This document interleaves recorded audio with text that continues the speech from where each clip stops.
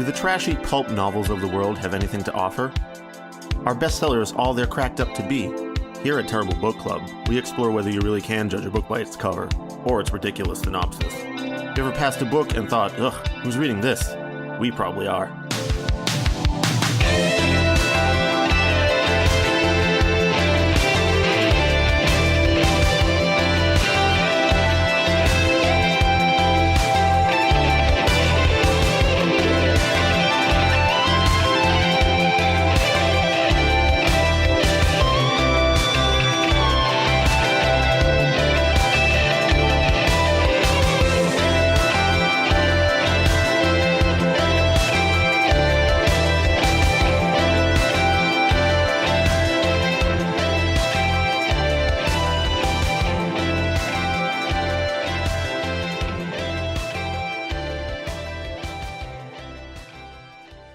Welcome to episode 51 of the Terrible Book Club. I'm Paris. This is Chris.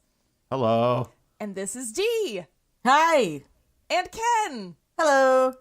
Dee and Ken are the hosts of the fantastic podcast Antiques Freaks, which you need to listen to. You learn about old stuff. You laugh so hard that you scare people that you're passing on the street. That happens to me frequently every Wednesday when an episode comes out. So yeah, they're here with us today.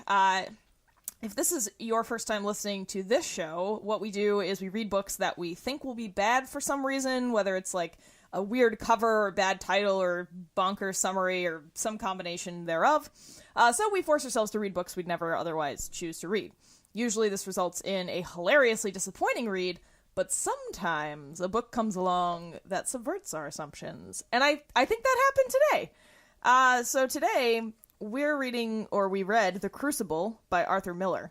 This is at the request of Dee and Ken. And I don't know, I for one didn't think it was terrible. What about the rest of y'all? It depends on what you're... I hate Arthur Miller as a person. More as a result of this. I think it's still like a good book. But it might not be for the reasons Arthur Miller thought it was.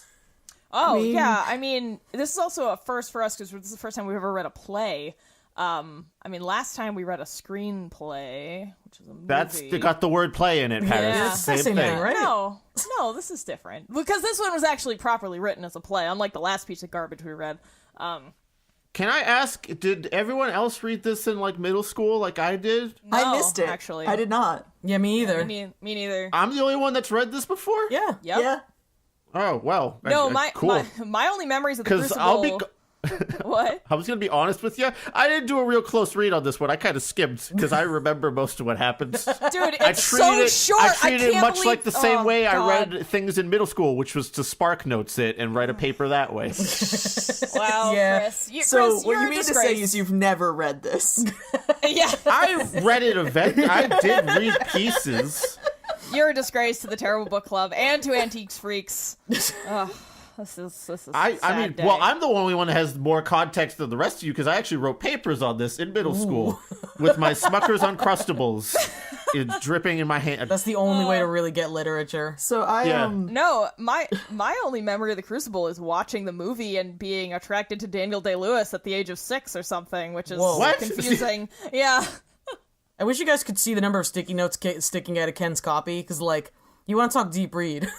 Oh, that's great. Good. This At least this someone man. did it. I put a sticky note every time something racist, sexist, or factually incorrect happened. It's mostly sticky notes. I mean, we can talk about the factual inaccuracy of that. I mean, that's the thing that drives me nuts. But I will say, right at the beginning, Arthur Miller writes a paragraph or two where he's like, hey, FYI, this isn't historically accurate. I merged people and events, just telling you right up front, which I really appreciated because I feel like a lot of people don't do that when they write historical fiction. They just kind of write it and hope for the best. But I don't know if people pay attention to that paragraph, so there's that. I think he could have emphasized it more that, by the way, I made up everything and none of this actually happened and I just kind of put it in Salem on a whim. John Proctor is my OC, do not steal. John Proctor will go Super Saiyan in the next book. It's really cool. Yeah. Yeah, I mean, so for anyone who has never read The Crucible or watched the movie or knows nothing about it, it's a short play that Arthur Miller wrote to reflect the anti-communist hysteria inspired by the McCarthy trials or witch hunts in the United States. So, like, he wanted to speak out about the McCarthy trials, but couldn't because that was their whole thing. If you spoke out against them, they were like, you can't work again in Hollywood, and maybe you'll go to jail or something. I don't know. Dee knows more about this than I do. But so he was like, oh, okay, I guess I'll write about actual witch hunts instead. So he was trying to critique something happening in the 50s, but he used the witch trials of Salem and Danvers from the 1690s. I mean, it's clearly like an allegorical story about, hey, don't just be accusing people of stuff all the time. It always ends up bad. And like, that's of course like the lasting legacy of the book is how it's used anytime anyone brings up an accusation anywhere for anything now on the internet. Witch hunt has become a popular term again. This is like along with Fahrenheit 451 and all those other things, like just anytime someone brings up anything that could remotely be considered censorship or, false accusation, these collections of stories get brought up all the time, and I kind of hate it because a lot of people misinterpreted exactly what's going on. I just did a real shallow read of what's happening, even though this one's, I guess as far as, hey, don't be lying allegories goes, it's fine. It's fine, but it's also, he was not the first person to do that. People are using the Salem witch trials in particular as, like, a metaphor for whenever they felt falsely accused of something within, like, 50 years of the trials.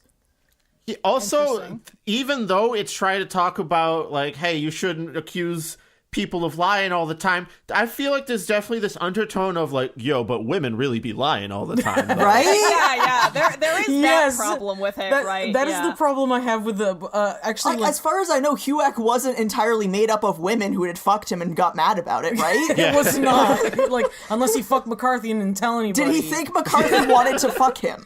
Oh, he saw the. Did he have an affair with McCarthy, and that's what started all this? Like, is that what happened? Because that's is that why his marriage to Marilyn Monroe dissolved? He was actually really into McCarthy. Yeah, that's the real story. No, I don't. Because that's the only way any of the changes he made to the Salem witch trials here make any goddamn sense as a metaphor for the McCarthy. It's actually a total one-to-one metaphor for McCarthy. Arthur Miller had some inside info. Oh my god, that explains everything. I was thinking a little bit about, like, why is this all based on an extramarital affair, and why is it, like Chris said, those women be lying all the time. It kind of does. They're not actually demons, but they really be lying. It undermines its whole point. Yeah. Places all the blame on the children and ages them up, though, so, like, they're not really, because it would be creepy to have sex with an 11-year-old. It ages them up and they're still underage. He didn't even go all the way He's in. like, we're gonna make this one sexy. She's 17. You're like, what? You couldn't have gone like a few more years? Like, Jesus, Arthur Miller. And she's the reason it's all happening. Like, we would have still known what he was doing if he aged up to, like, 19, but at least then it wouldn't have been, like, still literally illegal. Yeah. Am I wrong, or was it, like, not commonplace to already be married by 19 or whatever around then? Oh, yeah, at that time. It was if you were married to, like, another 19-year-old, usually. The Puritans had some interesting marriage laws that differed from the laws in England at the time because the Massachusetts Bay Colony and England proper were fighting for a lot of reasons, mostly Oliver Cromwell dying and Charles II coming back. But, like, basically, in England, you could, like, meet up with someone, say, okay, we're definitely gonna get married, and then fuck, and that counted legally as a marriage. Oh, all right. Whereas the Puritans required, like, parental consent, and also a minister had to be there. Oh, and they also required definitely not fucking before marriage. That was also that, yeah. Like, if you had a suspiciously healthy preterm baby, like, you went to jail. Yep.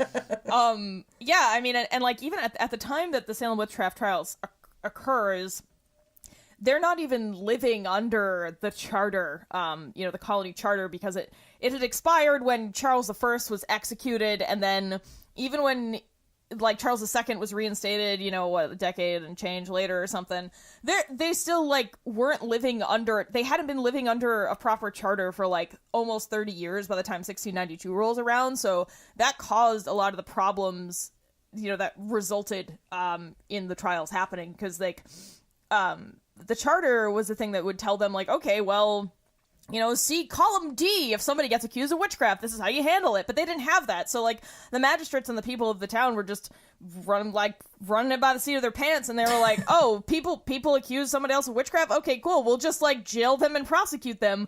When in reality, if they were living under a charter as they should have been, they would have had to pay a bond to make an accusation, and that prevented a lot of false accusations before then. But we're kind of living in this like lawless time. I mean, I guess for Puritans it's still pretty lame, but yes, lawless trials. But they were like, no, but like, if you're not requiring someone to back up their shit, like, of course you're gonna get people making false claims, right? Yeah, like, exactly. And like, so, they Paris, also, the way you put that makes it sound like there's a law for like you require someone to back that ass up at the club or something. I mean, back that accusation up, man. Like, we need at least some Reverend, money. I demand this woman back that ass up for proof that she is not a witch. Oh, wow. Actually, backing your ass up is definitely proof that you are a witch. If that That's ass what I clap, mean. the devil be in it. Yeah, exactly. That's how. Wow. Well, it's really interesting because that is like almost identical. Like, it works really well because it's identical to how Whack worked. It was just like fucking, like, Truman was just like, I guess go nuts, and then they proceeded to do a lot of shit that was like almost explicitly against the law. Oh, in the McCarthy trials? Yeah. Yeah. I don't really know much about Yeah, that. it was the same thing where they, like, there weren't any laws for dealing with, like, we'll call soft treason, and so they were just like, what if we just didn't require you to prove it? And Truman and McCarthy were like, oh, perfect, absolutely. Oh, no. Oh, God, now like I a understand why this gummy got out of treason. hand. it's also like, why, I can't remember, does Miller mention, like, the whole charter situation in the play ever? I Or don't does he think just so. I mean, leave out the biggest part that makes it a direct parallel to what he experienced? I don't think he talks about it at all, hilariously. What an idiot. He needed all that page space for fucking a 17-year-old, so, you know like... that page yeah. space to let you know that he fucked the 17-year-old so good that it turned her evil. Yeah. Yep, yeah, I mean, And she now was she's just... doing dancing rituals with the slave lady in never the happened! forest. None of that happened! It didn't Nope, happen. it didn't happen. So much of this didn't happen. Like, it's ridiculous. He left out all the cool shit, like all the compelling shit about the Salem witch trials, and all the shit that made it most relevant to his lived experience, so he could talk about how his DeviantArt OC fucked a child. Hey, can we take a second? I would like to just we need like a quick ad break. Okay. Right now, I'd like to talk about Mrs. Sibley's Piss Biscuits. Okay. Stop your witchcraft right I quick. didn't approve this sponsor, Paris. Oh You didn't no! run this Are by we, me. are we having Does piss anyone biscuits? else know about Mrs. Sibley's Piss Biscuits? Does anyone else here know about this, or am I gonna No. have to explain? I do, but go for it. Ken does. Oh, yay, I'm excited. Okay. I'm glad Ken knows. Okay. Yeah, so, like, when Abigail and Betty Paris, Abigail Williams and Betty Paris, they were living in the same household, because Abigail Williams was one of those, like, refugees from Maine, because the natives were like, get the fuck out of here, and a bunch of towns burned and shit, and Mary Warren was, too. They were, like, they were, like, orphans, basically, And so she was working with for the Parises, and, like, Abigail and Betty start having fits, and their, like, babysitter, Mrs. Sibley, is like, I know a thing that will help with this. I know how to stop witchcraft. Hey, Tituba and John Indian, do me a favor, collect the girl's pee. And then, like, John, if you could go ahead and make a simple biscuit dough, and then add the pea to the dough, we're gonna bake them in the oven, then we're gonna feed them to the dog, and then the girls will be totally fine. Wait, hold. Yeah, It's this good happened. old-fashioned It's real. English folk medicine. It's No, foolproof. hold, wait. Why is the dog involved? Because you take, the pea has all the bad stuff in it, so, like, if you bake it into a biscuit and feed it to the dog, All right, the dog gets the reasonable. witchcraft, right? So, But no, wait. Why are you giving it to the what does the dog do to deserve? Listen, if you have a give a choice shit about between your animals. daughter and your dog being bewitched, you choose the dog. right. The dog is a So- base beast which cannot make the decision to evil, and thus it is okay to damn it. Yep. And so And then, to feed like, it piss? Samuel Yes. Paris, the Reverend comes home. Well, like, I don't even know if he was. Yeah, he was technically a Reverend at the time. The Reverend comes over and he's like, home and where's he's my like, piss biscuits? I've been No. craving them all. Ooh, is that the smell of hot piss biscuits? Oh, yeah. Nothing satisfies no. like piss Ritz. Oh. But no, he comes home and Sibley's like, oh, you know, I saw the girls were having those seizures and I fed them those piss biscuits. And he was like, you did witchcraft to undo the witchcraft. You've made it worse. You've made it so exponentially worse. And everyone's like, dude, she was just trying to help. She was like, oh, no, you got Tituba and John Indian involved. Well, now they're witches too. And so that kind of made everything so much worse than it already was, but not in the way that Paris was saying. So this is also confusing because me saying Paris is not me talking about myself in the third person. Yeah. I am not a reverend from 1692, but he is As his far last as we name. know. I do suspect you're a witch, Paris, because of the way this podcast started, in which it took your computer was cursed by God himself to not let this witchcraft upon the populace.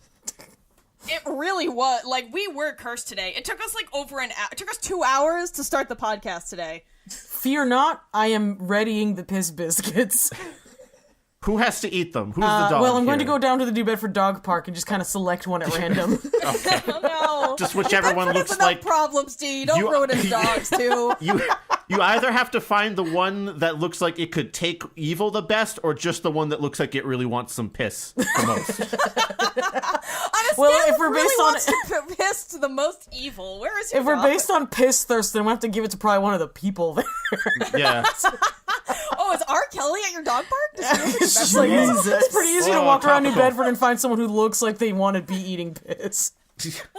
Could you do me a favor? I need you to help my friend out. Just eat these biscuits. I need Don't you worry to, about Don't it. even ask. Free biscuits. Are they? There's so Are they much supposed salt to be in them, you can't edibles? even taste the piss. What? I mean, it's can't. fairly salty. You'd never even notice there was piss. Sorry, I was reading about that and was like, this is amazing. We need to discuss this on It is the show. it is So, amazing. why didn't he include the piss biscuits? It would have made the play so much more entertaining. Because he Anyway, was too sorry. busy being fucking racist. Oh yeah, okay, let's talk about something real. Racism. Sorry, I totally derailed that's us true. with Mrs. Sibley's piss biscuits. But before we get into that, I want to set the record straight. Like earlier, you guys were talking about other people had written plays about the Salem witch trials as a direct parallel to McCarthyism. I am so fucking mad because I just found out that like a guy by the name of Lion Feuchtwanger wrote what? a play about the Salem witch trials that was more factual about McCarthyism 2 years before Arthur Miller. He's a hack. What the fuck? Are you serious? Yeah. So his DeviantArt OC isn't even OC, is what you're telling me. No, John wow. Proctor is still like the overpowered OC because I believe Lion Feuchtwanger kind of stuck to the people who were actually there. Oh, And okay, also well. didn't age down the 70-year-old man and age up the 11-year-old child. Yeah, nobody like girls don't get like evil fucked in his. It's called The Devil in Boston if you're interested. Wait, okay. so wow, Arthur Miller was a hack? I didn't even know. Now I get this. Now I'm so mad because I was like, this was fine. Why do they want to talk about this? I don't understand. This seems okay to me. It's not the greatest and it's historically inaccurate, but we get this point across. Now I feel like a fucking schmuck. Like, Yeah, well, no, I ugh. mean, it's got its credits, but like Arthur Miller also has what I'm going to call a really well observed problem with being unable to write a play that isn't basically autobiographical, which I think is why it a ended lot up of becoming authors have weirdly that like problem. women be lying, like because he was just Yeah. like the whack is targeting me, but bitches are really out here just lying about shit, like. Yep. Like, not me. I'm not lying about shit. Like, I mean, how many different accusations get thrown around, false and I guess kind of real? By the end, it's a really confusing tangle of like various women lying about each other and trying to trick each other into it. And John Proctor's just caught in the middle. Oh my God, he has to die because all of these ladies be lying. It's not and his they can't get fault. their story straight. Poor It's not John his fault. He's Proctor. not to blame. Yeah, it's not, It it's was not his Abigail fault. Williams, the Women witch, being who so set this hot. flame. and there's our I was gonna say Phantom of the Opera. Jesus Christ. Wow. There's our Hunchback of Notre Dame reference for the day. I'm sorry. Oh, I missed that. Oh god. But We'll listen back for. But we were just about to talk about the Racism. character whose name I finally understood why a bunch of kids in my middle school class were laughing all the time. anytime this character brought up, like the other day as I was reading it, my immaturity caught up to them just now. I'm so confused. What's happening? Because it's tit tuba, like a tuba for your tits. Oh, wow. I never Holy about shit, that. I had never looked at it that way. I swear to God, I remember this vividly in my middle school when we were reading this. Every time that character got brought up, kids in my class would just be giggling all the time. And I was very mystified until like I was reading it this week and I was like, tit tuba. And then I was like, oh. Imagine like being in your 30s and like waking up and being like, tit tuba. Like, it's funny.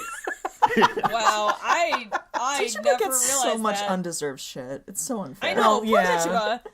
She really got the raw deal in this play, you know. And in life. And in life. I think a raw deal in the play somehow, though. Well, yeah, because, like, at least... Which is amazing. He managed to be more racist than, like, the actual fucking events. Yep. Was there ever a bit of this, like, you're consorting with the Africans, you must be a witch in real life? Like, was that No, it was just part because of she it? got caught up in the piss biscuits, right? Like, that was In the, real that life, was the it's thing. like... There's no... Because she was enslaved in the minister's household, there's not, like, a good record of who she was and where she went after the trials, or even, like, where she came from. They just know that she was born in the West Indies.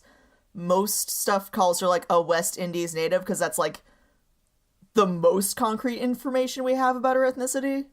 Yeah, Okay. I mean, and we know that she came from... We know that she, at least at some point, was living in Barbados because that's where she came from when Paris took her from his sugar plantation, which we should briefly talk about how hilarious the downfall of that shit was and how he even ended up as a reverend in Salem. He's such a fucking failure. Yeah, so like, Salem, also, we didn't even talk about this, but, like, Salem Town and Salem Village are two different things. Everyone, please keep this in mind as we discuss this. Get it right. So Salem Town is Salem, and Salem Village is Danvers. So if you don't know anything about the geography of Massachusetts, pull out a map. They are two different things. And there was a lot of animosity between them for many reasons. Yeah, actually, specifically, people who fucking live and run Salem, Massachusetts, pull out a map and look at it. Danvers is a different place from you. Stop trying to take the credits. Anyway. Give Danvers their day in the sun. Yeah, sorry. Finally. I think Danvers came out on top. Yeah, they did, because they changed their name, and they don't have to deal with revelers and people who think they're witches anymore. Now they're Bilvers, actually. But anyway, so Salem Village wanted their own church, their own reverend, and eventually they were granted that after a lot of fighting with Salem Town over shit. Because, like, Salem Town they viewed as, like, oh, those elite merchants and experienced worldly people, like, fuck them. We're the rough-hewn farmers, and we give them their food, and we want to be real pious and strict about shit. Larry the Cable Guy comes through our town, not theirs, on his tour. There's also, like, an issue with the militia. Yeah, they didn't want to have to help out with any of the shit in Salem Town because it was so far away. They were like, fuck this. Why do we gotta go 10 miles, like 6 to 10 miles, to help with the militia and the town watch and all this shit and pay taxes? We're not even there. We don't want to do this. And so they eventually got permission to have their own church. They then went through 4 fucking reverends they went through 3 before they got to Paris.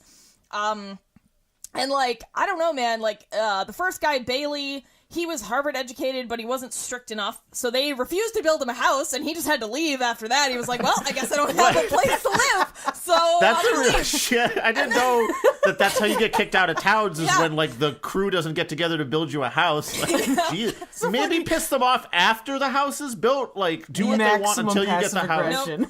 And then, like, Burroughs comes along, who, he offended everyone because he moved into a Putnam house instead of a Porter house. The Putnams and the Porters are, like, the two rich families over there. So then, like, all the Porter people got mad because he was living in a Putnam house, and he was like, dude, I just came here, I don't have a house, somebody offered me space, like, what the fuck? And then, so they were just like, fine, we refuse to pay you. And then a few years later, they kill him as a witch because he was too strong. A lot of strong landlording law happening in the Salem right, witch trials, so apparently, that I didn't know fucking- about. Why wasn't this part of the book?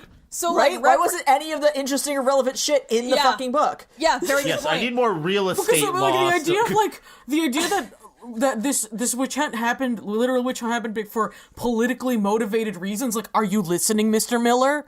How did you miss this? No, it happened because people had sex and they were mad about it. Like, no, Yeah. Arthur Miller, that's not It's why. because he dicked down a little girl too good, and it fucking drove her insane. Yep. And then, all right, so 2 strikes on the Reverend. Third one, Deodat Lawson, which is Deodat. What the hell is that about? Puritan names. We can talk about that. Actually, I think the Antique Freaks have talked about this Dead before. is the new movie series in the day.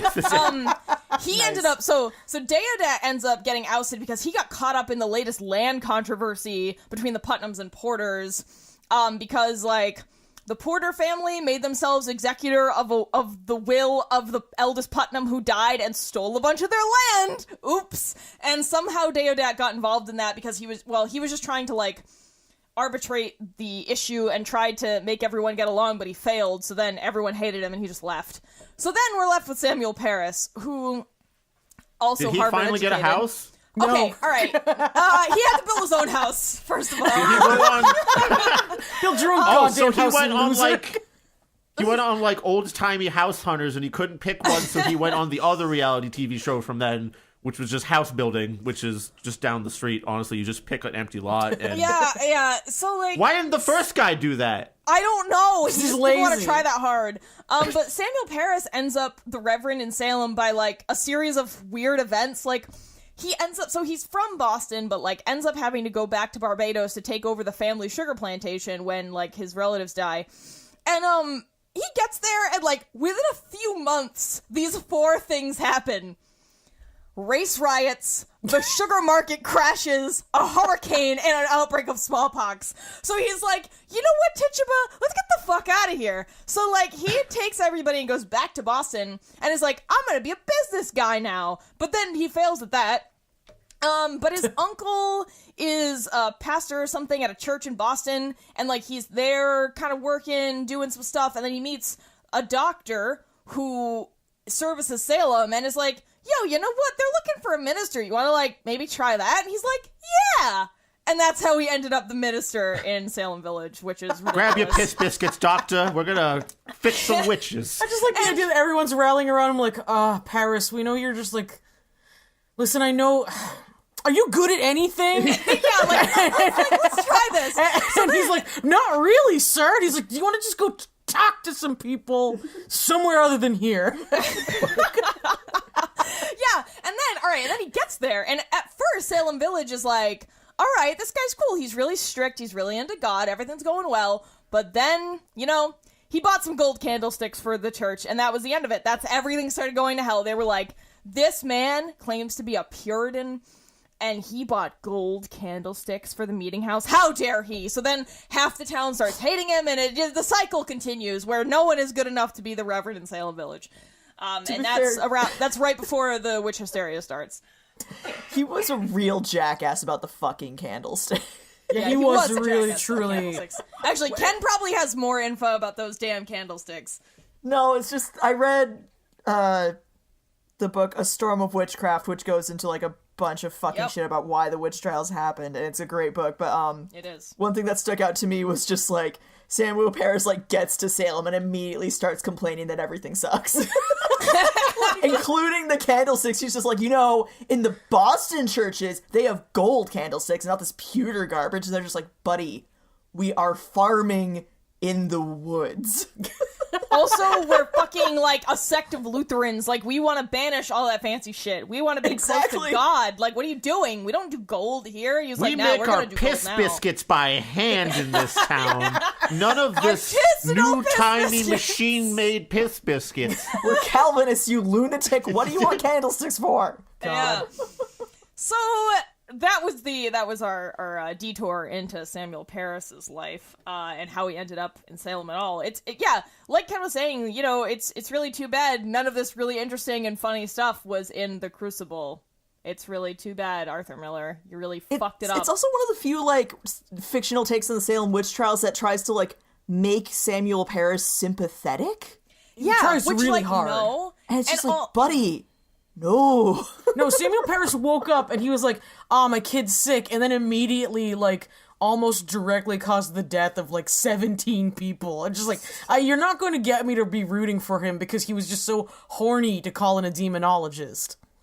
And then the demonologist gets there and is like, nah, this isn't witchcraft. And he's like, no, but say it is. And he's like, no, but it's How much bullshit do you have to be slinging that the demonologist comes in and is like, not like I don't know if they like pay by like, you know, the demonologist by how many demons he gets rid of or identifies or something. So if he's like profit motivated to identify more demons or whatever, but you would think that guy would be like, oh yeah, that's definitely a demon. Keep calling me in to identify. But this is like the time that he's like, nah, dude, well, I didn't even have to come out here. Jesus.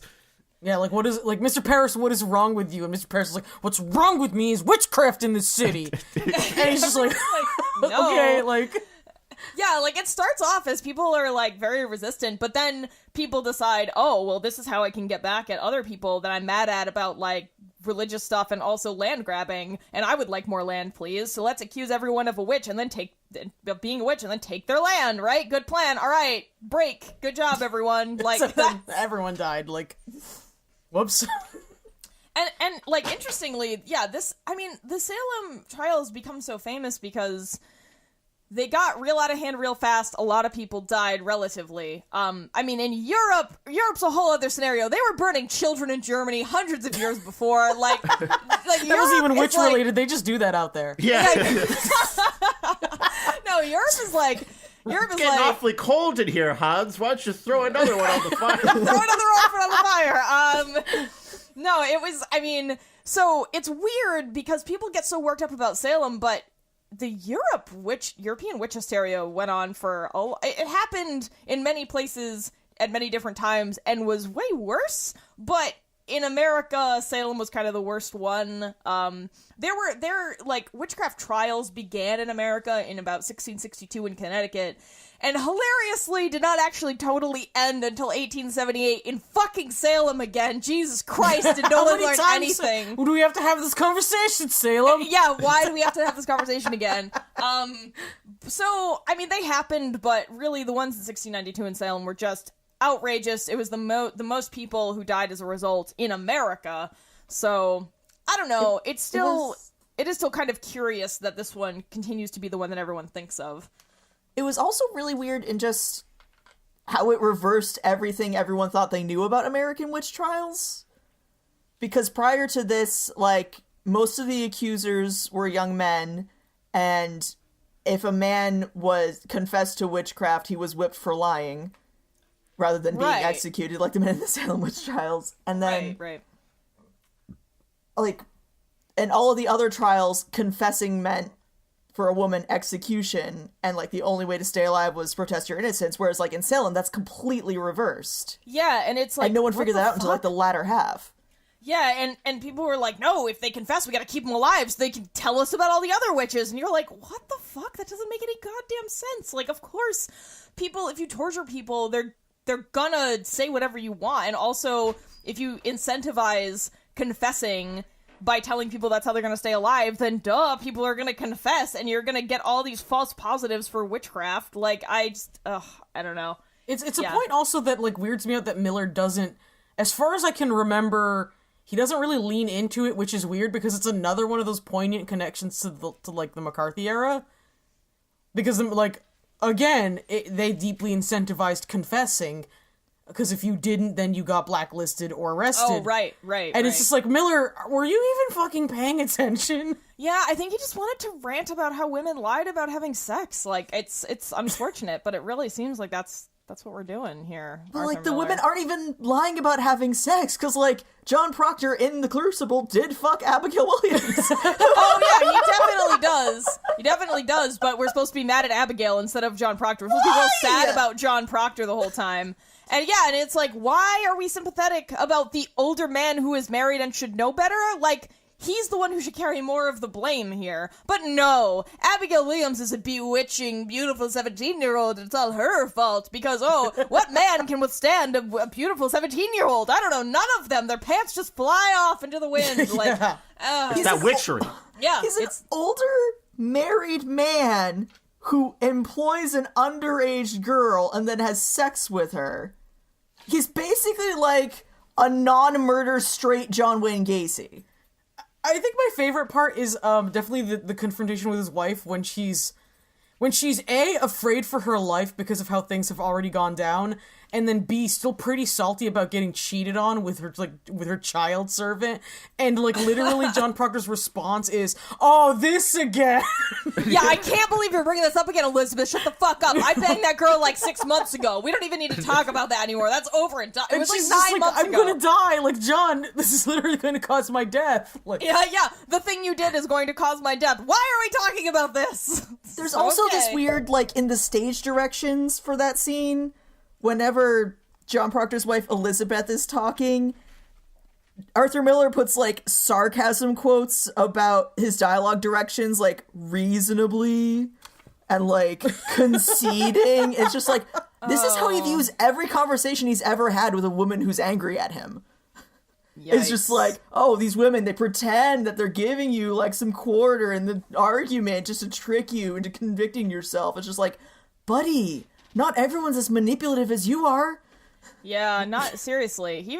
All right. I retract my statement about this being good at the beginning of the podcast. I'm sorry, everyone. it's still good, and it's like, I consider it good if you walk into it, like, if you could walk into it with people saying, like, just as a warning, this is like a weird misogynist manifesto about how hard someone can misinterpret a situation. Like, yeah, and I think it's also, it would be sort of fine if it was just a work of fiction on its own that wasn't tied to other shit and, like, didn't have this layer of, like, presumed historical accuracy when it's not. I mean, again, I do appreciate that he at least says that at the beginning, like, yeah. He does wicked downplay it, though. Yeah, that's true. But, I mean, it's still more effort than I've ever seen from any other author, so I'll take it. To me, I guess, like, the usefulness of the book is kind of like this weird circular logic of, like, its ubiquity in schools to, like, teach ideas of false accusation or lying or something. I honestly don't remember what my class was discussing when we read this thing,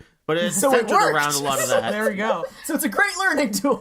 Yeah, great learning tool. I think it works better in high school. But what I'm talking about is, like, again, like I brought up earlier, it gets brought up a lot of the time when people talk about these things. So there's, I guess, some awareness of the fact that things can go down unfairly, but then it just gets used as, like, a bludgeoning tool anytime someone brings up any accusation now. So I don't even know anymore, honestly. Well, it's like it's when people bring it up out of context where it's like, it's important because the problem was that the framework of authority was abusive and, like, and faulty, and then people will bring it up for just, like, intersocial issues. Yeah. Which is like, no, it doesn't work here because the whole problem is that there was, like, a huge authoritarian figure on both sides that was, like, actively ignoring the appropriate procession of justice. Like, it's not just like if you argue with someone now, like, you're being witch hunted. Yeah, you articulated it far better than I did. That is pretty much what I wanted to say. Yeah, no, I got what you meant. It's just like, the context is so fucking important. Like, you can't just...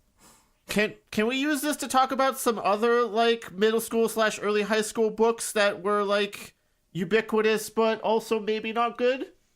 Oh, I mean, there's a whole podcast. I mean, we did a whole episode on Johnny Tremaine. Yeah, I didn't read that one. See, I didn't read that one, so we had slightly differing old-timey New England books for middle school, I guess. Yeah, I just wanted to talk about how I hate The Awakening as a book. But oh God! I've never read that one. Never heard of this. Oh my God! It's a feminist piece of literature, but the way it's presented at the end, I just really hated that the character decided to walk into the ocean at the end as if that solved any problems whatsoever. Thank you. Oh my God! I got this huge. There's a feminist book that advocates just killing yourself because the world isn't ready for you. Like what? Maybe you should turn into a mermaid. You don't know.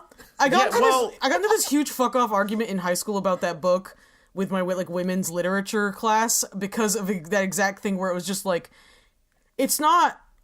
Killing yourself isn't an inherently feminist act just because you did it and were a woman. Yeah, that seems pretty obvious to me. Was someone seriously arguing with you about that? But Yeah. she laughed though. Yeah, they She's were like, supposed oh, to it be was like- like this piece of resistance. Like, it's like, not. It's like, Yeah. she ended up giving in to all the social pressures, which is different. Like, it's sad, but it's not like a feminist triumph. She's Yeah. like basically the whole book is her dealing with all the social pressures of like she has to be a mother and a proper wife to people that and kids that and a husband she doesn't even really like, but she was forced into this role. So it's like super depressing and oppressive on her the whole time, and at the end she's just like, fuck it, I'm walking into the ocean about it. And that just left a bad taste in my mouth the whole time. I understood the point, and like my English teacher at the time too was like, no, this is like a powerful piece of feminist literature, and I didn't want to say too much being like, you know, the dude in class. And like, Well, yeah. yeah, but a lot of the ladies in class agreed with me too that it was like a dumb move at the end. it So is, I felt like- vindicated. And again, it's all about context, because, like, I guess it's important if it's just, like, a testament to how shitty things were, but that's about it. Like, it's a tragedy, that's it. It doesn't go past that. It's related to the book we're actually reading here because again, it's kind of like hitting something from the wrong angle. You're trying to make a point about something, but you're going off like Arthur Miller's going off on the women be lying angle. Oh, more than dude, the can we talk about how abusive the- authority angle? Can we talk about how the town of Salem, Massachusetts presently and the people who live inside of it do the same thing when they're like, oh no, oh no, they were really witches, and the fact that people believed them meant that like women were gaining power and like they were really witches, so like this is all about persecution and Fucking like Wiccan agenda in Salem pisses me off. Like, God, Wiccans, I lived swear to there God, I for 2 love you, years but and I want to burn it to the ground. Ugh, sorry, I'm I'll shut up now. fine with Wiccans, like, I'm not, like, but I'm fine with Wiccans so long as they're not pulling this bullshit. Like, it's bullshit, fuck off, stop, please It's stop. so No bad. one in Salem was doing any fucking magic outside of the fucking piss biscuits. Fuck off.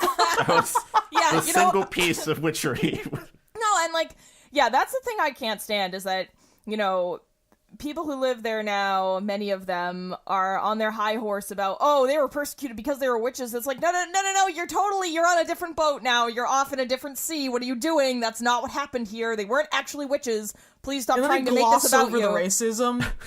Oh, yeah, actually, Can I- we have Like, to oh Before we God, move oh on, my God. I just really want to make a point that current day Salem, you could probably find a store that sells piss biscuits. Oh, yeah, Oh, absolutely. you can. That Can I sounds tell like a thing I could quick buy in story Salem. about how I tried to buy some soap in a store and they tried it to was a sell piss me. biscuit? They tried to sell me a spell kit, and I just turned around and left because I was like, "This is dumb as fuck." I just wanted soap. Dispel your dirt from your body with.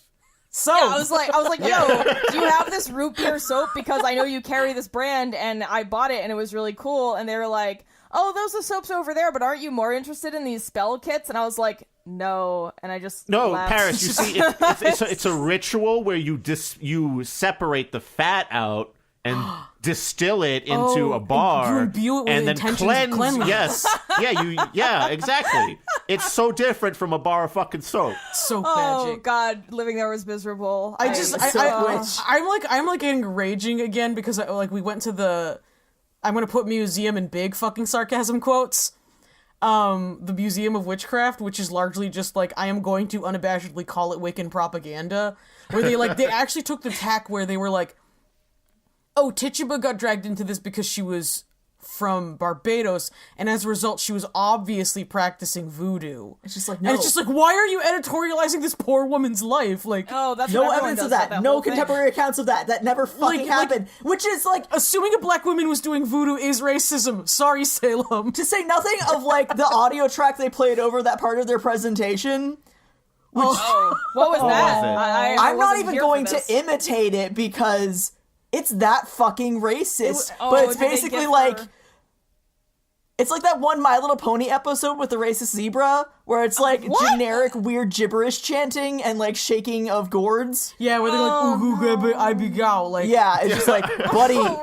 buddy, update your Sweet fucking Jackie Chan recording Adventures track, reference buddy. there. I just got that. Don't think you can Thank get away you. with a Jackie Chan. I was actually like, Wait, as I was what? saying, I was like, someone's gonna know that I just quoted Jackie Chan Adventures. I know. I don't know what's happening anymore, but I agree that I figured it Uncle wouldn't be was- racist if I referenced a real thing. Every Chinese spell It in might Jackie be a Chan little Adventures. racist to call Chinese people voodoo practitioners. Yeah. Well, no, it's just that, okay, yeah. All right, I walked into that. oh boy. But no, But yeah. I mean, I think it's one thing to do a voiceover of like, okay, well, historically we know that people spoke like this if they were from here and then lived here. It is different to say, it is different than to be like, oh, we're just gonna like do this generic voiceover of what a slave probably sounded like. Like that's pretty fucked up. Like if it was actually couched in some kind of research on speech patterns of the time, that would be fine. But yeah, I do think that it wasn't. If they went to the trouble and researched the speech patterns of the time, they would have also done the research to realize she wasn't practicing voodoo. Right. Yeah, and that nobody knows if she was even born in Barbados. Like, she might have just been there. At the Museum of Witchcraft, they got a super death claw in there, so they got a lot of stuff to deal with. Though. They have a well, that's true.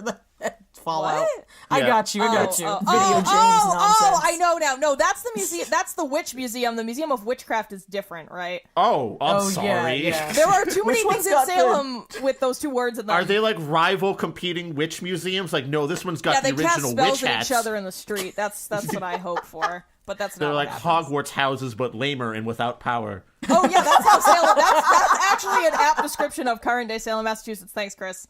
They sell a lot of Harry Potter stuff there too. I'm pretty sure there's like a wand place. Speaking of there is racist a bullshit, one there's place. also Tituba branded magic herbs. That got my fucking dander no. up. That got my dander up last time we were there. It's like Does her family get any royalties from that, you think? no one knows where her No. no one knows what happened to her after she was bought from the jail. Yeah, she disappears from somebody public bought record. her. Yeah, they 'cause glossed she over couldn't- that 'cause pretty Paris- hard too. Can Paris Spike was Lee like, make I'm not that gonna pay action for this. movie of like Tituba's long lost witch descendant coming into Salem and just destroying everything? I Oh no, would there's a watch TV the series. fuck out of that. There is literally a TV series. I think about that. I'm pretty sure. What? Wait, this What? exists, right? Am I imagining this? No, I haven't heard of it. Oh right. This isn't what I was thinking of, but one of the girls in American Horror Story in that witch season was like, I'm a descendant of Tituba. Okay, well that's like okay-ish. But she was never practicing witchcraft. Nope, Yeah, so- sure wasn't. Yeah. And I don't, yeah, anyway. And like, I don't know, there are other things about the way that the Crucible and the Salem Witchcraft Trials are perceived. There's a lot of this like, oh, those dumb backward people. And it's like, not really, because the Puritans in New England at that time, I mean, and especially, the people who are, like, everyone knew how to read because they wanted to make sure everyone could read the Bible for themselves. So, like, education was prioritized more in Puritan circles than it was in a lot of other places. And they were in New England. They had people who were, Harvard educated at the time, which was a big deal sort of at then. I mean, and it wasn't, so, like, the judges, the magistrates and things who were involved were actually some of the most learned people of the time. This wasn't farmers with pitchforks judging other farmers with pitchforks. This was a big fucking deal to have these people here making these pronouncements. Like, I think that people get this idea that, those idiots in Salem, like, they didn't know anything. They were scared of spooky stories. And it's like, no, their whole sort of, worldview at the time was just very different, right? Like, we have a worldview today where, I'm sure in 50 years, people are going to say, oh, those backwards people from the early 2000s or whatever, they didn't know shit in 2019, because things that we believe are going to be proven to not be true or proven to be slightly different. Those idiots of the 2000s still believe in piss biscuits. Can you believe that? I heard this podcast from that era that's ancient that they were talking about all the time. I pray that the future's going to have a Crucible-like play about anti-vaxxers. Oh my god, yes, please. But yeah, I mean... Wait. Paris, if these people were so learned, do you think they were kind of like that demonologist where they were brought in sometimes and they were like, no, that's not witchcraft. You just got mad at a girl you saw naked one time or something like. Because I was having trouble trying. Description of the play. I was having trouble trying to deduce exactly what the witchy part that people saw was. Was it the naked part that they were dancing? Oh, there was no naked dancing. Oh, that didn't happen in real life. That was just that never Crucible. happened. I know, but like in this book at the start, they were like, yeah. "Oh, you were cavorting about." Without your clothes on, that's witchery. So it's like just anytime you're doing anything in the nude, witchery. No, so there's this whole thing. All right, so this whole thing about the woods and it being evil and where the devil lives and all that shit, because they were here on this continent. They didn't know shit beyond the borders of their town. And a lot of times the wood was literally filled with natives who wanted to kill them. Rightfully so, but, like, it was filled with people who wanted to murder them, people they didn't know super well. To say nothing of all these wild animals they'd never seen before. Oh, yeah. Yeah, also that. You're born and raised in fucking England. What the fuck is a raccoon? Yeah. Hey, Fucking man. pumas? Holy shit. Moose? Yeah, What yeah. is that? It's So, huge. so, like, this whole obsession... What's wrong with that horse? So the obsession... yeah, Horse so- is sick. It's got the devil horns on that horse. Yeah, Oh my God. so this idea that I think a lot of people now don't understand that that fear, that real fear of the woods. Like, now people are like, I'm gonna go hiking. The woods is beautiful and mystical, and it's like, And then they get killed by a moose. To get eaten yeah, by bears. exactly. Just like the Eaten by Puritan bears, yeah. ancestors. Like, the woods was really Just a the place Puritan to ghost, like, standing over the dead body of someone mauled by a moose, shaking its head, just like, I told you. Fucking told you, Them the devil devil horses. I warned you about the woods. So, like, I so, warned like, you about them devil horses. people think it's ridiculous when they hear, like, oh, come on, you're gonna accuse somebody of witchcraft because they were in the woods, and it's like, well, yeah, if somebody went into the woods and had a good time and survived and came back, like, yeah, that was pretty weird at the time, actually. It felt supernatural. Yeah, so, again, I guess I got fixated on the idea that, like, it was just because they were doing stuff naked that it was witchery somehow. well, In being in the Miller's woods would be a version, huge yes, because problem. whores ruin everything. Yeah, that's what I... Yeah, Like, that's, yeah. I'm talking about the book here more than Oh, the okay. actual... Yeah, no. In the book, it's just because Arthur Miller doesn't like it when women express thoughts and feelings that aren't about him. Yeah, Abigail was naked and not fucking his super cool OC. Thank you, TM, do not steal. Yeah. Well, that's what you get for being naked, so I, you know... It's just Don't what you be get for naked being a ever. woman with Yeah. girly parts. Are Yeah. dudes allowed to do stuff naked and it's not witchery? No, Like, no. Well, so, I know you're talking about the book, but in Puritan history, there was that one masturbation contest. I'm sorry, excuse me? I'm sorry? Oh, okay. Please regale us with a verbatim go. Explanation Apparently of it what only happened. happened once, so whatever happened there, they figured out what needed to be figured out. It was in one Came of so hard. it was... Alright. They figured There's- out who is in fact the masturbator. I mean, you've painted yourself into this corner, Ken. I need a No, description. I'm sorry, I'm pausing because I'm trying to remember specifics, but basically, on don't one wanna of get this the wrong. Connecticut witch trials prior to Salem, the husband of one of the accused had a previous crime on the record where he was holding a masturbation contest with a bunch of other dudes in the woods. Oh my god, that's... Wait, did contest Puritans was determined create the what? circle jerk? Did There's- Puritans create the circle jerk? This is our question. Everyone has so many fucking questions, Ken. And rightfully so. Let me... What were they trying to prove? Yeah, I can jerk off in front of other dudes. There's no record on what the contest was for, if there was any kind of prize for it. It's just like, if prize there's was- a legal record of this dude held a masturbation contest in the woods. And I am just finding out that Ookie Cookie is 100-year-old long tradition. yeah, basically. Here. So, Oh, it goes so good with Piss Biscuit. yeah, it's just a nice Ookie Cookie and Piss Yeah. Biscuit. Well, the prize is obviously finishing. Oh, Yeah. sorry. Yeah, 1654, June. 4 men from East Hampton on Long Island were hauled before town leaders charged with staging a masturbation contest. Accused Excellent. of public self-pleasuring were 2 married men, Daniel Fairfield and Fulk Davis, Fulk's young son, John Davis, and another teenager, John Hand Jr. His John kid? Hand, huh? Yeah, Yeah, right? masturbation John contest Hand, with his huh? own son? It is not Yeah. known whether they were caught in the act. Jonathan of Davis Hold of on. porn? Why is Somebody everyone needs to glossing have over the- the fact that one of the masturbators was named John Hand? Oh, because I was busy making John Davis jokes about corn. Oh yeah, anyway, they got placed in the stocks, basically.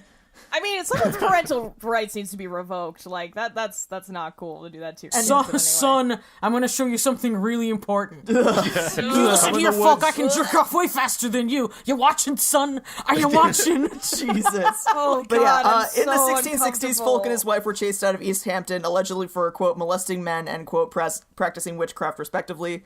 Fulk died in Jamaica, New York, around 1687, and that source is alphahistory.com.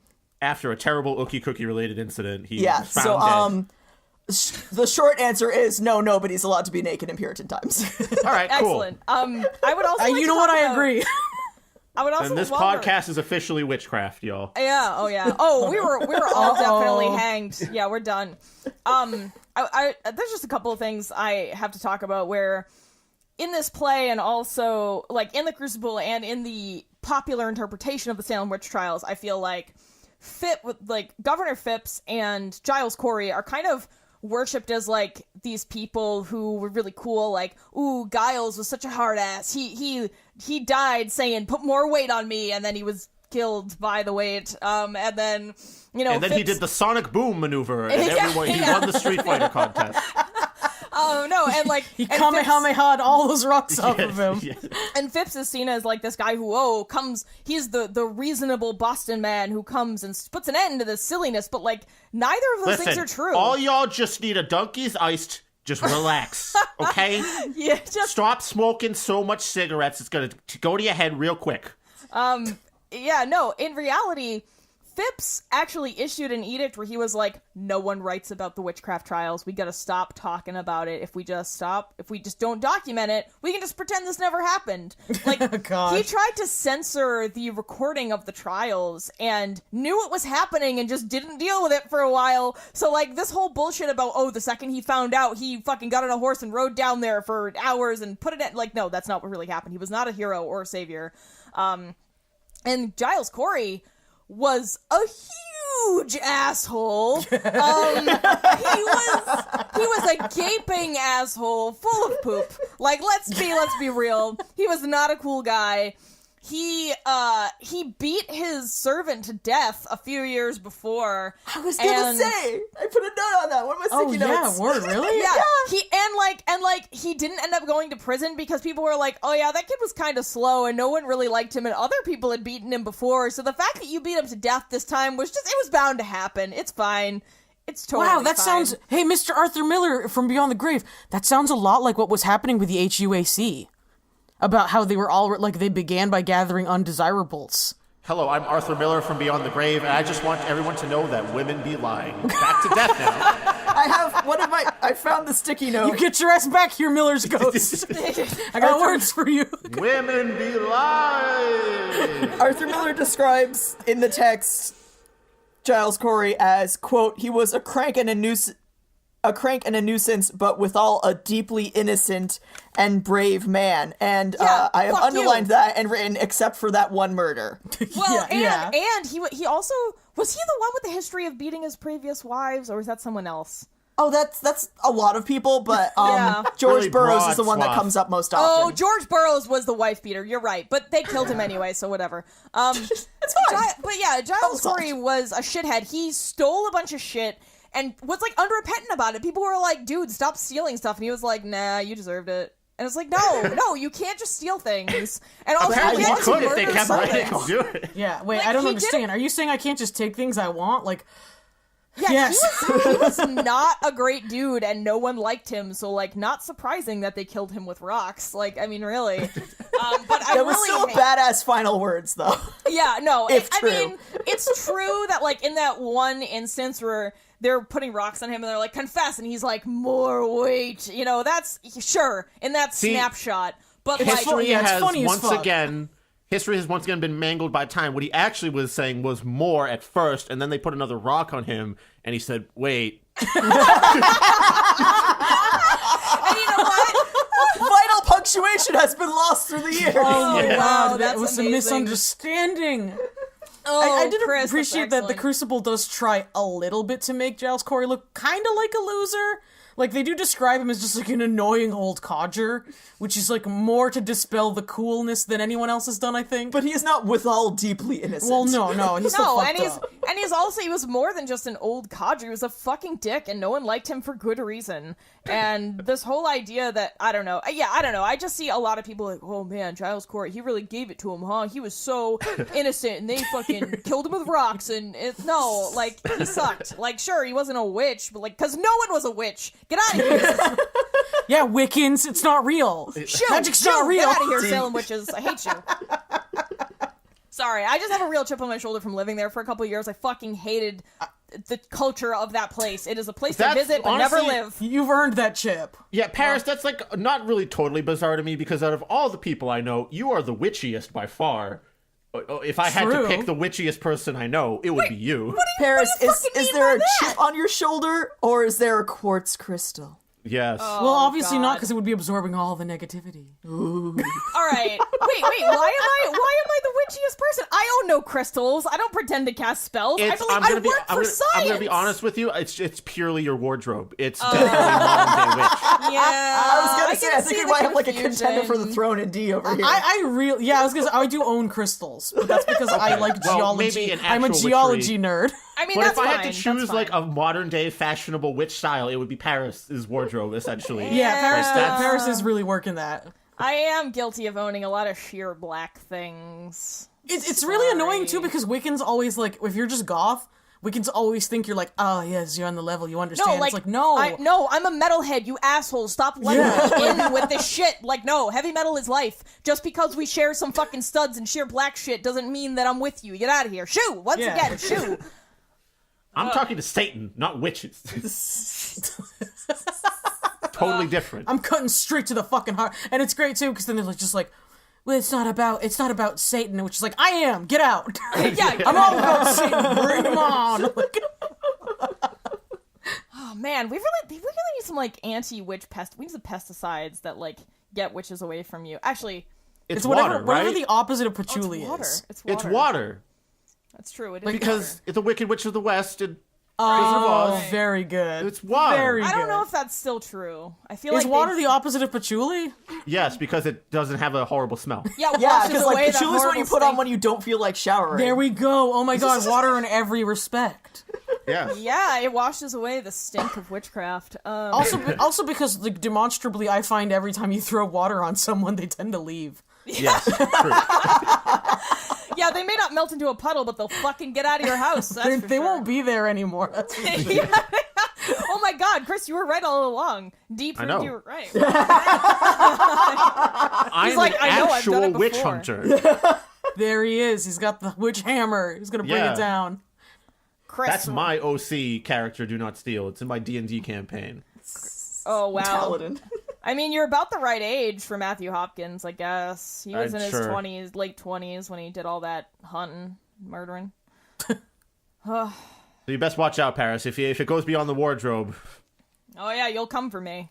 yeah, that's the long con here. This is actually just me spying on you. So Keeping an eye on it. Yeah. back to the Yeah. Crucible. Yeah. Yeah, I don't really yeah. have much else I to just want say to go about. real quick through like the specific historical inaccuracies I noticed. Yeah, oh let's boy, just- oh boy, I'm right there with you, Ken. I got my list too. I'm gonna sit back and just let this happen. So, John Proctor was not in his 30s. He was much older. True. Abigail Williams was not 17. She was 11. Yep. Abigail Williams was never the Proctor's servant. That was Mary Warren.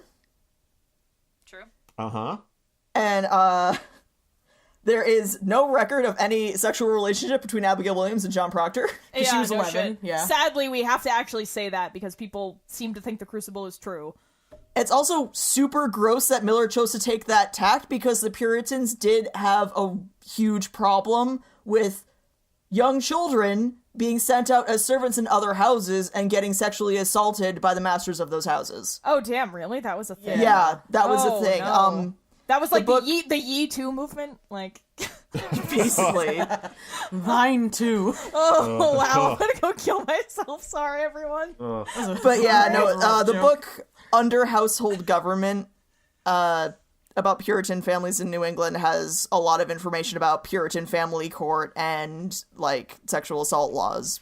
Oh, so if you wow, want that's to research more actually- about that book I- exists and is a great resource. I guess I just kind of assumed the Puritans were assholes and didn't give a shit if like that was happening.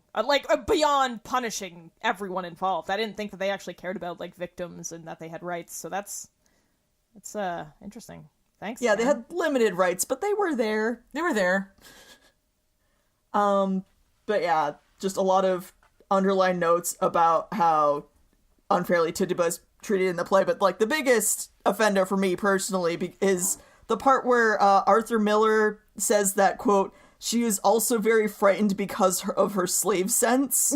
Oh my god! Which, yeah, was wait, she no. bitten by a radioactive slave? Like, what the fuck? Yeah, that's why they thought she was a witch. Her slave sense is tingling. She's like, Oh. Buddy! Oh my god, Can I you forgot. not? For 5 minutes? Oh my god, I forgot I wrote that same note. Her slave sense. Yeah, I wrote that note down too. Her slave sense. I think What I is just slave wrote sense? Spider-Man next to it. And there's also like the weird claims about how like Tituba knows how to speak to the dead and blur blur blur. And of course she doesn't have it. Like, it probably would have been better if they were like, Tituba, is it true that you speak to the dead? And she's just like, no.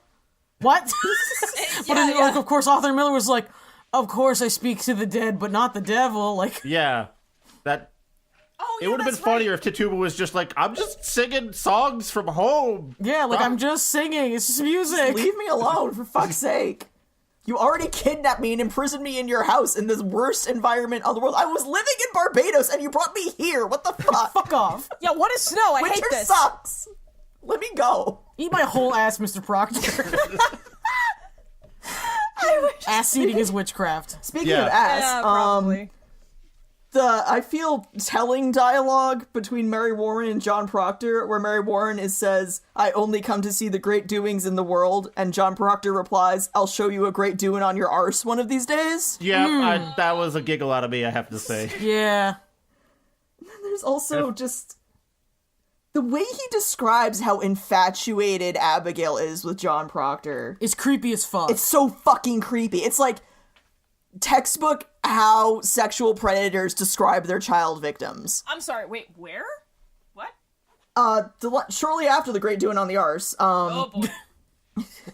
Which is how I start every story. he describes Mercy Lewis as, quote, both afraid of him and strangely titillated. Oh yeah, I had a note about that as well.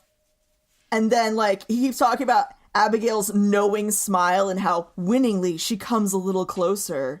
And, Abigail that's right. stood as though on tiptoe, absorbing his presence, wide-eyed. And then her fucking dialogue, which was like, oh, I'd almost forgot how strong you are, John Proctor. Oh, yeah, and that's it's just right. like, Ugh, what that's the so gross. fuck? Then, like, a trill of expectant laughter escapes her, and she dares come closer, feverishly looking into his eyes. It's just like, can you stop being a pedophile on the page for 5 minutes? Like, Wait, and was it Arthur gets Miller me a again because, pedophile? like, no, but he sure does fucking talk like one. Like, it's debatable. All of his wives were significantly junior to him.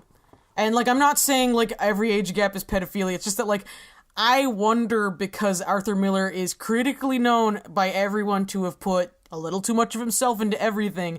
And then he writes all of this shit about how, like, a teen girl seduced a man, like... and there's also, like, his idea of acceptably aging up an 11-year-old to fuckable age is 17. Like, yeah. Yeah, this man has a Lolita problem, I think. And there's also, like, again, I'm not gonna speculate on Arthur Miller. I don't fucking know him. There's no proof of any of this, but, like, the language he uses is very reminiscent of the language pedophiles use to describe their victims. Yeah, it is. It did strike me as very, like, this is how a sexual predator remembers an assault.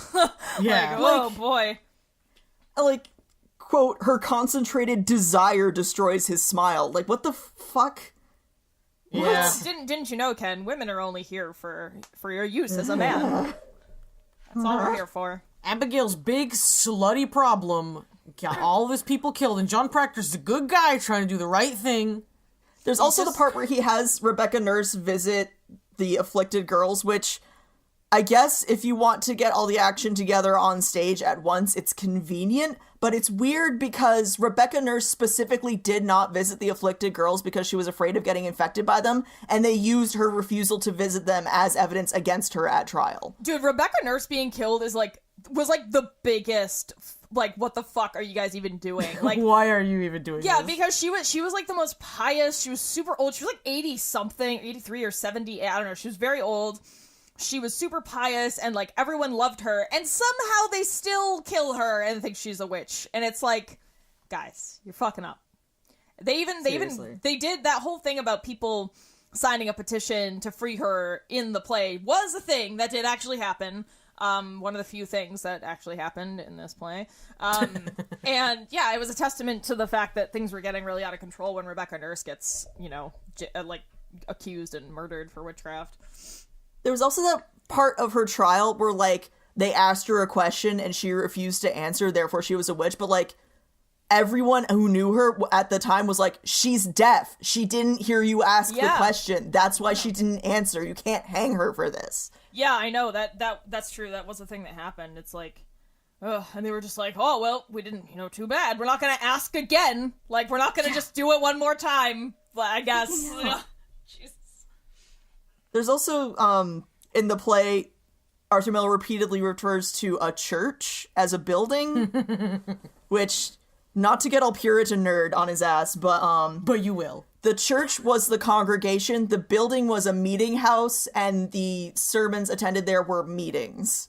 Yeah, they specifically wanted to separate themselves from Church of England, and so they used that very specific terminology. And that's not difficult information to come by in Massachusetts. If you stand outside a meeting house too long, someone will explain it to you. Hey, did you know that? Yes, I know. Thank you. I do speak from experience because I showed up at I was going on a hike with my aunt, and I was standing outside the meeting house, and legitimately a woman came up from outside and was just like, do you know the history of this meeting house? Well, first of all, to distance themselves from the church, I'm just sitting there going like, oh. Wait, where was this? Where did this happen? The Dartmouth meeting house. The Dartmouth Friends house. Oh, yeah. I used their parking lot, and so I guess I did kind of have it coming, because that was a little rude. They saw you, and they were like, how we're going to punish this one? We're going to send out an informational guide. Get ready for fucking history. The greatest punishment, a docent. Yeah. Being stalked by a docent. Sorry. Continue. But yeah, there's also repeated references to hiring a lawyer, which Wait, what? Because of the charter shit that Paris already mentioned, there were no lawyers in New England at this time. Yeah. Would a lawyer at that time just be like anyone who has an idea about how it might work, or like? That's what it would be at that point. It's just someone who has an idea. No, lawyers were a thing, established in English court. But at the time, because they had them. no charter, the lawyer that you would bring up would be some guy who has an idea, right? Lionel Hutz here to defend you against witchcraft. Literally, you just make it up on the spot. Therefore, anyone could be a lawyer, really. It's kind of like how the magistrates were just like whoever. Like, it was just kind of a mess. Just the guy you like better that day. Hey, I'm a sovereign citizen, and let me tell you, all law is made up, really. Oh, no. So... Sorry, I just caught Ken's note. You know her for a harlot, and in Ken's writing, she is 11. No, in this fantasy world where all women are sexual temptresses, she is 17. Ugh. Oh, there's also that whole thing where, Elizabeth knows that John Proctor fucked Abigail, and, immediately forgives him and tells him he's a good man, and that the only thing that's holding him back is his own failure to forgive himself for being a good man. Despite the fact that he's demonstrated none of this. And how it's actually her fault that he cheated on her because she was too sick to fuck him. Yep. She might be trying to not die. She might be trying to die. That's fair.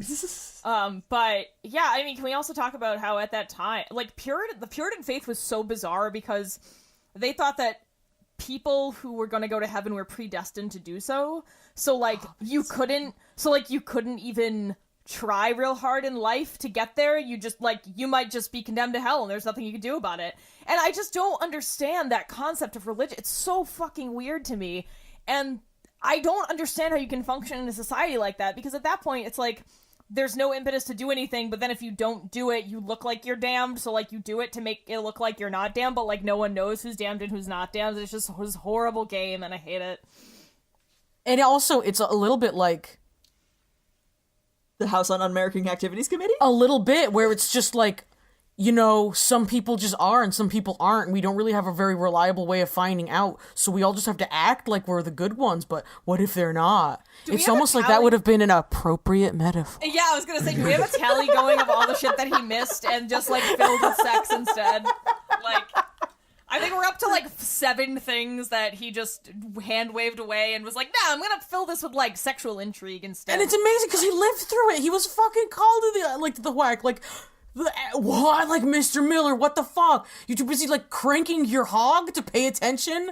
But women be lying. Oh no, it's that damn ghost of Arthur Miller again. Oh god, Mr. Miller, please. Mr. Miller, we've moved the planchette to goodbye on the Ouija board. You have to leave. You have to leave, it's a rule. I learned that in Salem. Oh my god. 2 more quick notes. Did your guys' copy include the epilogue? I skipped it. Oh, I skipped it.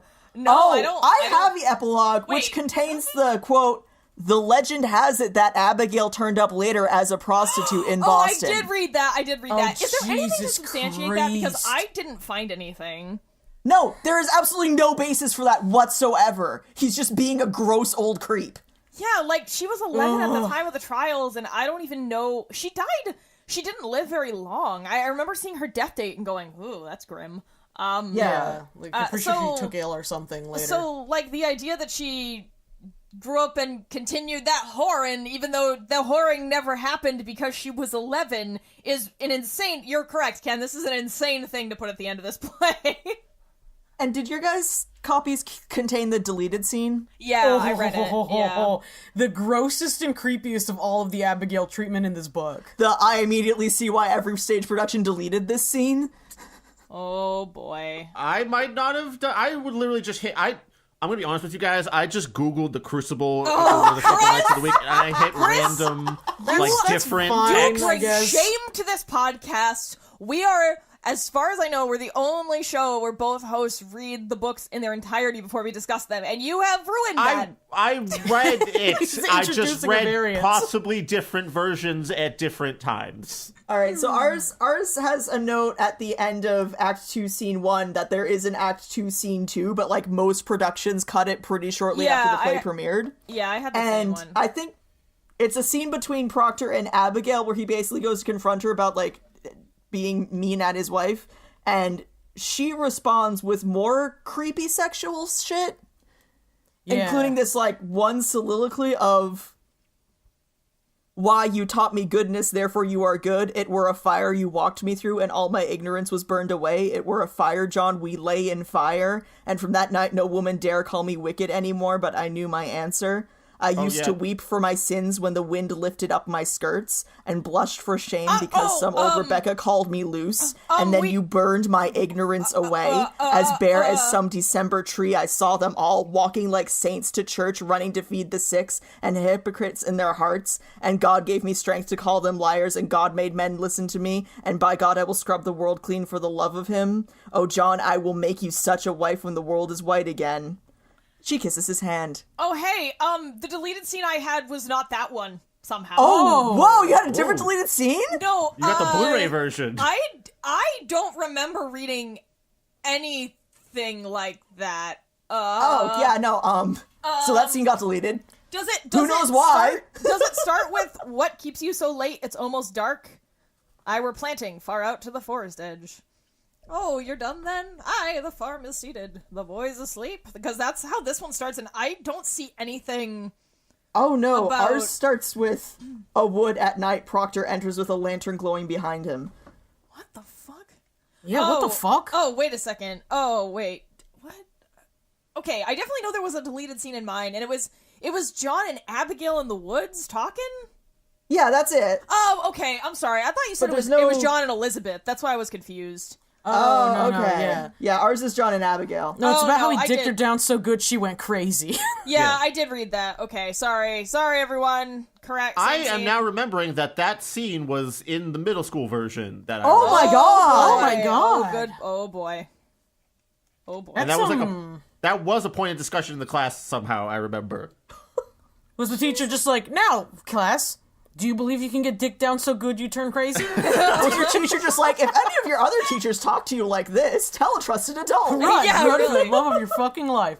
I good think lord. it was basically centered around, like, who's really in the wrong, who's lying about what here is what I Oh remember. my god! And it's women. It's women Arthur be Miller! lying. Arthur Miller's lying about everything! Yeah, that's This is the my real answer. introducing my new biography on Arthur Miller. Women be lying. What the fuck with that? By Arthur Miller. Oh. It really gets to me because there's this beat through the whole play where at some point everyone has to admit that John Proctor is right and a very good person inherently. And beautiful and handsome and tall and strong and cool and like not like other boys. Like to the point where it was just like he had an extramarital affair with like a child, but the extramarital affair was that his goodness burned in her so bad she became very religious. Mm-hmm. And it's like, So, that's an wait, insane way to look at Is it. his He fucked penis her an into instrument Jesus. of God? He has a godly penis. Is that what we're saying?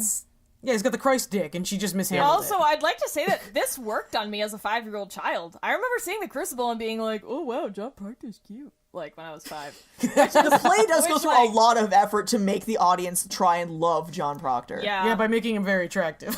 But, like, I was Which is 5, weird, because, like, the IRL John Proctor was already, like, a cool dude. Like, he wrote a very compelling speech from within the jail to convince the court to release all of the accused. Yeah. And, like, I guess that's why Arthur Miller, like, bonded with that historical person so specifically, because, like, he's a great writer, just like me. Oh, boy. and he fucks young women.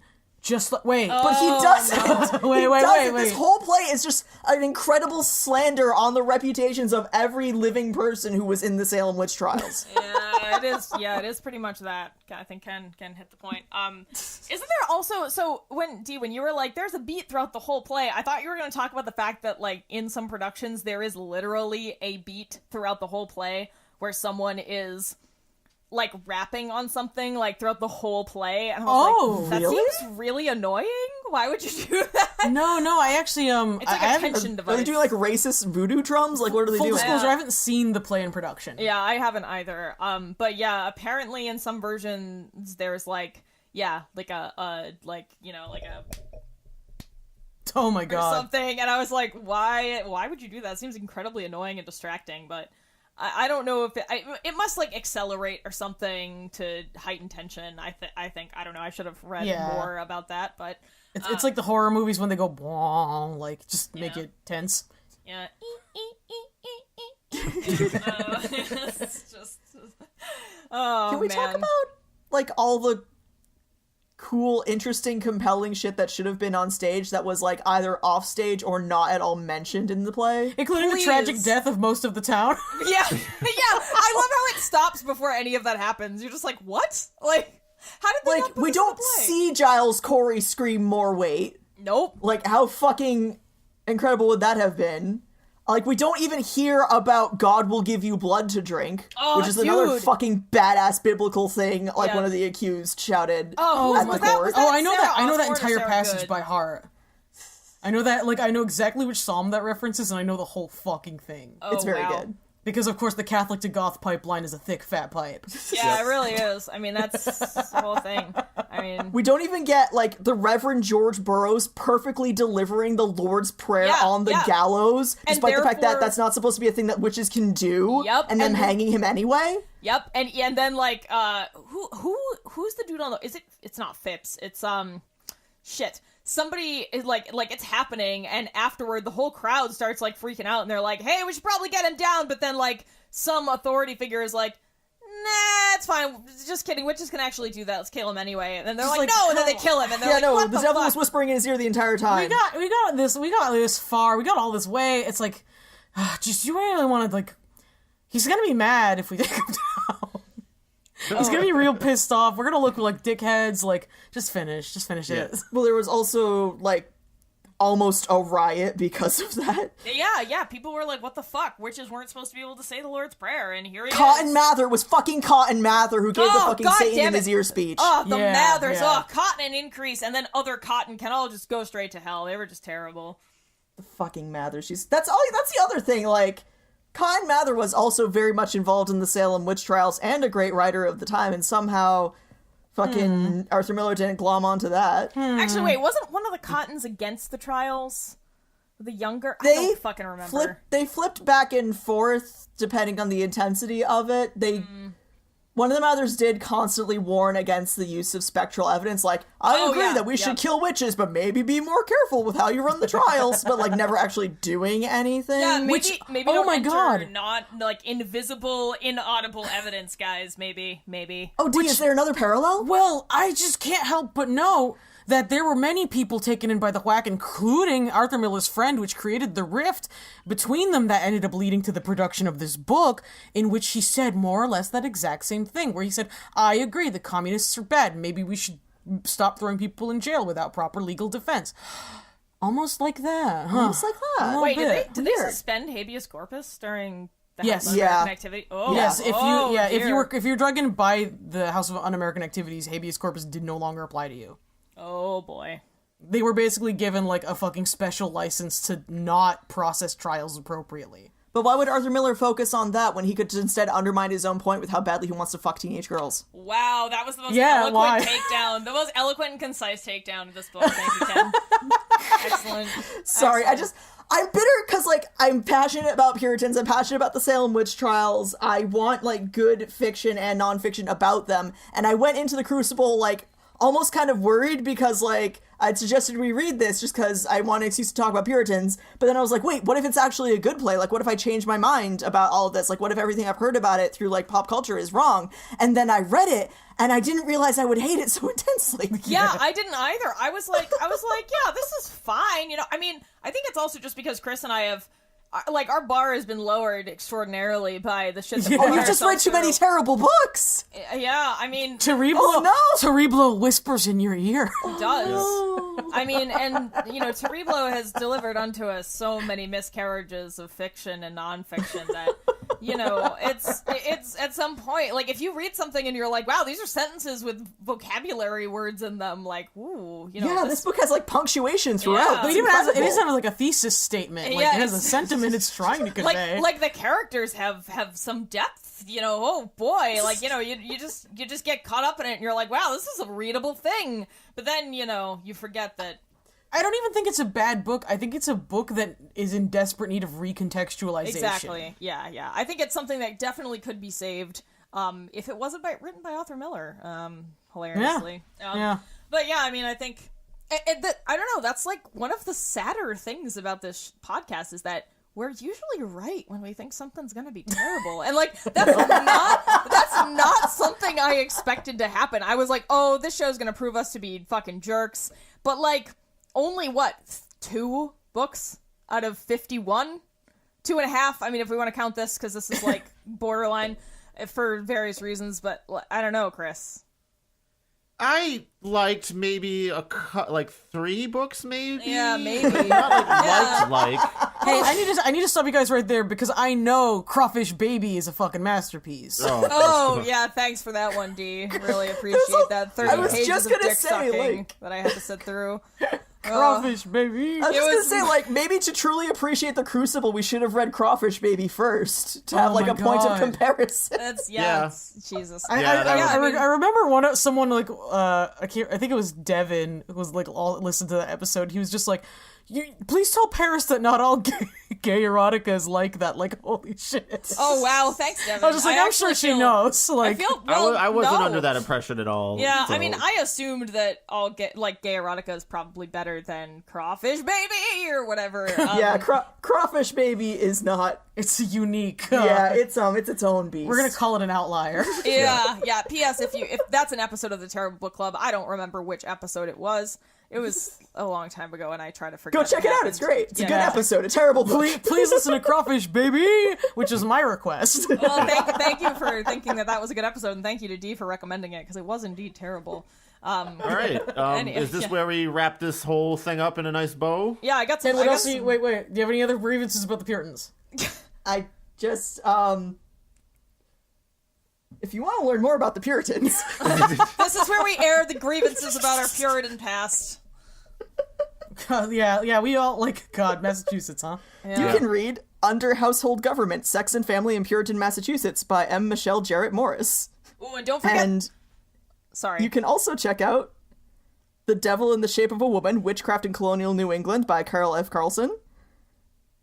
And we also have A Storm of Witchcraft by Emerson W. Baker, which goes into the social political context of the Salem witch trials. I'm just gonna plug my friend's album, also called A Storm of Witchcraft, Malleus. It's really good. It's like a raw black metal album. It's fucking great. Check it out. Oh Malleus. Yeah, I checked that out. You put it up on like some social medias, and that slaps. Are you kidding? Oh, like, yeah. holy shit. Hell yeah. I play D&D with my friend Chris, who's the drummer, and so extra nerdiness. So please read A Storm of Witchcraft while listening to A Storm of Witchcraft. Exactly. Yes. I'd like to thank a couple of podcasts that helped me kind of get more background. See, well, Ken did, the more adult thing and read full entire books. I listened to hours and hours of podcasts instead.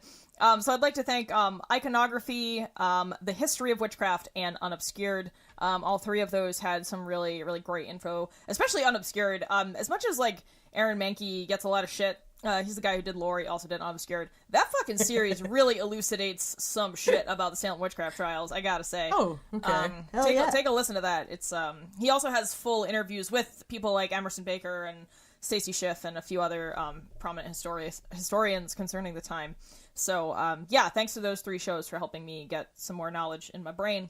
Thank you to Dee and Ken for being here. Fucking round of applause. Thank for putting you. up with this shit. Aw, they made it. Thank you for entertaining us in our desire to yell at Arthur Miller. Dude, I genuinely love the Antiques Freak show. Like, it's amazing. I am so excited for it every Wednesday. This isn't just, I'm not just, like, jerking these guys off. Like, no, I really... We're not having a jerk-off contest in California. Yeah. We're having a jerk-off contest in Connecticut in the woods. But no, I mean, I learned so much from listening to the show, and it's hilarious. I feel like Dee and Ken really seamlessly merge those two things. You know, they're not sitting there scripting this. It's just natural humor in it, and it really shows. So thank you. I'm going to plug your podcast, too. I'm going to say right now, the Terrible Book Club brings an earnestness and a willingness to understand and does not overreact in their exploration of bad literature. It's really refreshing to have you guys walk in with an open mind. You don't condemn it, and you don't play it up for laughs, your reactions. These are your honest reactions and your honest thoughts on books, and it's refreshing and fun. Thank you. You did a good podcast. Good. Yay, Thank thanks. you. So yeah, What a good opportunity to thank our patrons, Paris. Oh yeah. Oh, hey. And this week I actually have to do a special patron shout out once I do the list. So to make up for my sins of the last show. So first of all, thank you to our patrons Dari, Greg, Veronica, Will, Dee, Jared, and our newest patrons, Lynn and Signa. I hope that I pronounced that correctly. That was the Norwegian way. If you're not Norwegian, I'm sorry. Please tell me how to say it the right way if that's not right. So hopefully I don't have to do another makeup announcement for that name. Because last week I forgot Jared's name briefly because I didn't have my notes. And I felt really bad. And then I remembered it the last second, but I promised him a special thank you. So thank you, Jared. You are a glorious human being for supporting the show. And we really appreciate you, and I'm real sorry that I screwed up your name last time. So hopefully you accept my humble apology and enjoy this very special thank you. Jared, above all other patrons, we love thee. Okay, that was it. Amen. Anyway, that's not really true. All of our patrons fund this show, and we love all of them equally. And Don't tell your mother that I said that. Yeah. Our patrons are the reason that we continue to do this because they help us afford hosting and books, and they're also helping us afford a new thing, which is going to be a website that isn't our shitty Libsyn page. So, hooray! Yeah. Thank you for helping us with that. We're also maybe going to be making some stuff for patrons soon, so we'll let you know if that happens. In terms of Patreon content, so usually Chris and I will like watch a bad movie or a bad TV show and comment on it, kind of Mystery Science Theater 3000 style. We're going to be debuting a new segment, and it's called Terriblo's Torture. So Terriblo is the made-up fake bad book god that we serve, that we just thought was dumb and have been running with it for a few years. And Chris, would you like to explain what we'll be doing during Terriblo's Torture? All right, you got a bunch of categories. It's characters, setting / genre, conflict, and then the wild card. And we take suggestions from anyone that's willing to, literally anyone, if you're willing to contact us, we'll probably throw your dumb idea in the hat to be mixed in with all the other crazy ideas we have in these categories. And then we put them inside the Terriblo, I guess, somehow. We're going to figure that out later. We feed him spoonfuls of slips of paper. We feed him these slips of paper. And then he'll regurgitate out a combination of these four categories, and Paris and I must then come up with something like a scene or a chapter or perhaps just an elevator pitch or based around these terrible ideas that we are given to see if we can do it any better than the people we criticize. Yeah, hey, have you ever seen Scenes from a Hat on Whose Line Is It Anyway? It's that, but with 4 hats. God, I'm so excited. Yeah. So we're going to be doing that exclusively for patrons. So if you want to enjoy that, you can become a patron as well. You can head over to patreon.com/join/terriblebookclub and check out our extra content and rewards as such. You can also do the same for Antiques Freaks, which I highly recommend. Like, throw us each a couple bucks. We'd appreciate that. I love being, I'm a patron of Antiques Freaks. That's maybe a strange thing to say. I don't care, but I love it. Cause you get hilarious cut things from the cutting room floor, it's pretty ridiculous and amazing. Such as Crimson Peak for horses. Yeah, Crimson Peak for horses. For horses. Now for horses. We at the Terrible Book Club love when people say hi and interact with us. So, feel free, reach out on Twitter, Instagram. We have a Goodreads, we have a Facebook. You can send us emails, terriblebookclub@gmail.com.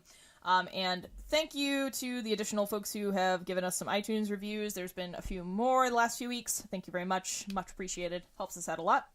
That's all I got for thank yous. I don't know. Anybody else want to, do a speech?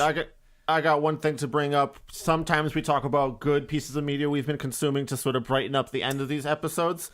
And I recently just started James S.A. Corey's Expanse series of books. And shit is dope. If you need some just good old-fashioned space opera action movie shit, but in book form, read that. It's fucking amazing. I actually, not to hop back in here too quickly, but I started the Malazan series, and that's actually been pretty good so far. I'm almost done with the first book, so yeah. Woohoo. D, Ken, any good news? Good news in general? Yeah, sure. Why not? I read all the Puritan books, and they were very good.